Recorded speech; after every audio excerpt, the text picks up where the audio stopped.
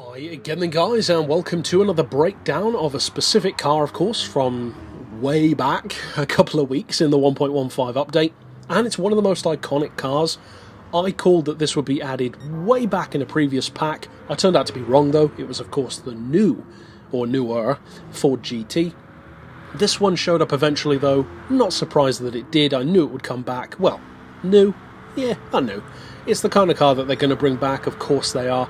One of Kaz's favourite cars, the Ford GT is his favourite car, or at least it was last time I checked. The GT40. Arguably the most iconic Ford ever, certainly in the racing world. One of the most legendary defeats in terms of racing rivalries between the GT40 and Ferrari, and for good reason. It's a car that earned its win, and it earned the place of being a legend. Is it easy to drive? No, not necessarily, but if you pilot it well, it's a rewarding car. And of course that's the point of the review, to break down what it's actually good for and what it has on offer, because 2.8 million credits, which is what this costs, that's a whole lot of cash, even in a game. It can take a while to earn that kind of money, even if you're using something like a money earning method, as I've posted before, using this car, funnily enough. It can still take you like an hour and a half, 2 hours to earn something like this with the best possible methods. So, what do you get for nearly 3 million credits? Because bear in mind, that's only 200 grand off the price of a Red Bull Standard, which is a whole lot quicker. Spoiler alert. But the GT40, of course, is totally different to that. This is kind of like the Red Bull, funnily enough, in some ways. It's the peak of its time, but it actually did it in the real world, unlike the Red Bull. So what do you get? Well, of course you get a 4.7 litre V8, nowhere near the size of some of the 7 litre versions of the GT40, mid-engine, rear-wheel drive. It's quite light, 1,080 kilos. Of course this is the road version, kind of, instead of the racing version, and the race car would have been my personal choice, the Gulf liveried version with the wider hips that I've talked about before. The road version though, yeah, it's a fairly obvious one to add, of course, and you can still turn it into the Gulf livery if you choose to. Or you can make an homage to the Helmet gas turbine powered TX race car, as I have here, my favourite race car of all time. But apart from that, as far as the spec for power, for torque, even for the engine or the weight, it doesn't initially sound mind-blowing. 354 horsepower isn't that great. That's like muscle car territory. Even 336 pound-feet of torque is a whole lot less than many muscle cars from America of the time, even some from earlier years.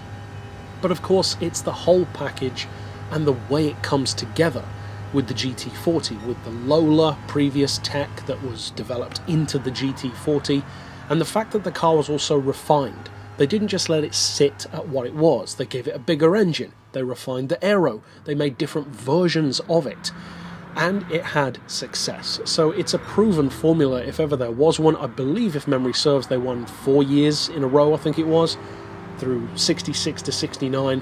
It's an icon for a reason. But what about in this game? Because of course GT Sport has much less of a focus on iconic classic racing.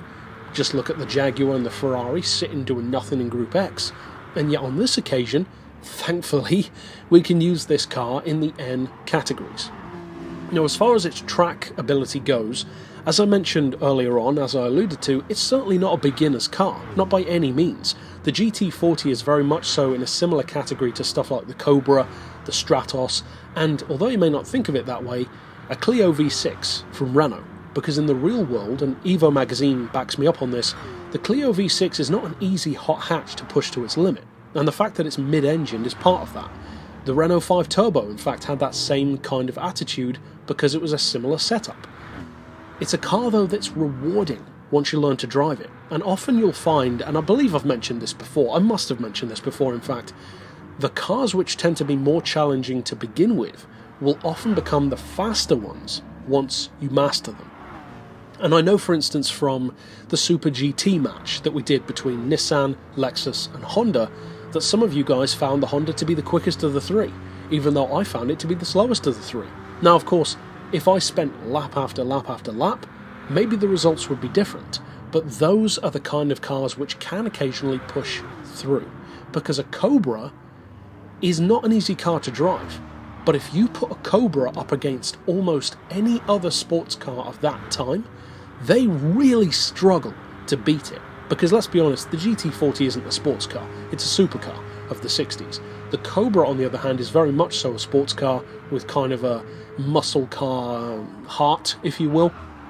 But if you compare the Cobra to the Ginettas of the time, the E-Type Jag, many of these other cars which are supposedly brilliant, some of them are, in their own way, just look at Gran Turismo's past. In those classic events, the Cobra dominates. It's such a fast car for its time.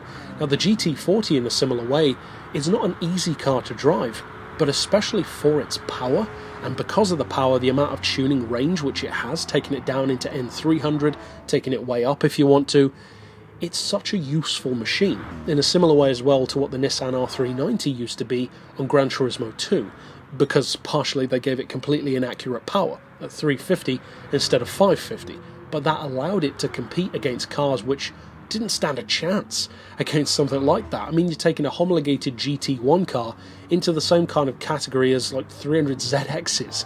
Of course they don't stand a chance. Likewise with the GT40, there are very few classics for sure, but even modern cars which can match the pace in something like N300 that this thing can do. So although 2.8 million is a whole lot of money, for sure, and it's not for everyone, it's certainly not a beginner-friendly car, although around an oval circuit such as here at Blue Moon Bay, it's surprisingly forgiving with the right tuning, and of course I did a tune for it, which I'm using here, but it's a car which I would definitely urge you to stick with, because even more so than something like a Cobra, a GT40 can be so rewarding, because the Cobra is brilliant, so are plenty of others, the Miura, the classic Stingrays, the E-Type Jag, a number of others which are in the game, might end up in the game, might not end up in the game, but have been in past games. The GT40 is set a cut above a lot of those because it is a race car for the road. That didn't happen that often back in the 60s, if you think about it. There aren't many true racing supercars in the 60s. Even stuff like the Miura. What other ones would you have had? I can't think of any apart from the Miura, but there were plenty of others. I just can't recall them at the moment. Ferraris, Maseratis, even Mercs of the time perhaps, Porsches. The GT40 is in a pretty exclusive club, being a race car for the road. And you can tell. You really can tell once you drive it, because it's a force to be reckoned with.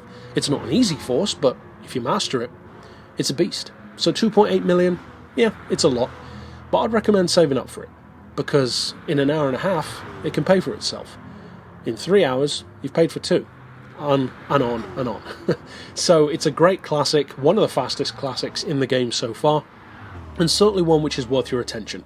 But that's it for this pick overall. Of course, I'll see you guys next time, and for now, as always, thanks for watching.